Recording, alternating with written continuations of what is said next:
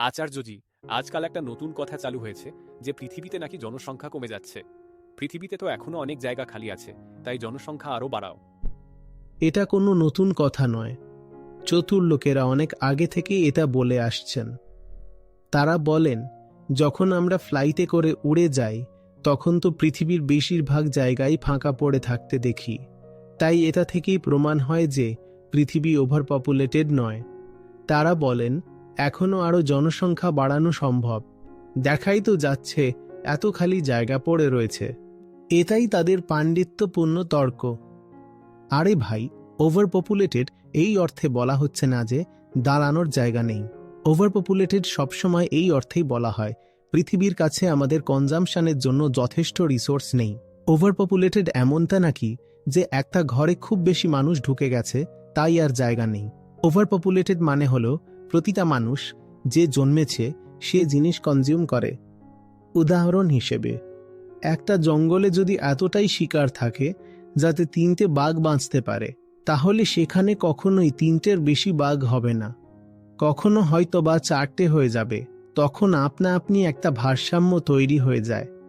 একইভাবে একটা জঙ্গলে যদি এতটাই এলাকা ঘাসপাতা সবুজ থাকে যে তাতে 200টা হরিণ বাঁচতে পারে, তাহলে প্রাকৃতিকভাবেই সেখানে হরিণের সংখ্যা 200ই থাকবে।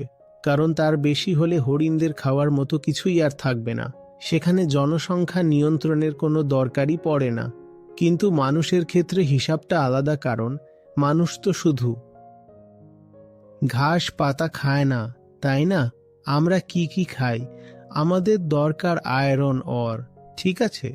আমাদের দরকার পরিষ্কার জল, আমাদের দরকার জামা কাপড়, আমাদের দরকার প্লাস্টিক। তুমি যে মোবাইলে এটা রেকর্ড করছো এর জন্য দরকার রেয়ার আর্থ, তাই না? আর সবচেয়ে বড় কথা হলো, আমরা যা কিছুই করি না কেন তার জন্য আমাদের দরকার এনার্জি। আমাদের কি দরকার? অনেক অনেক এনার্জি।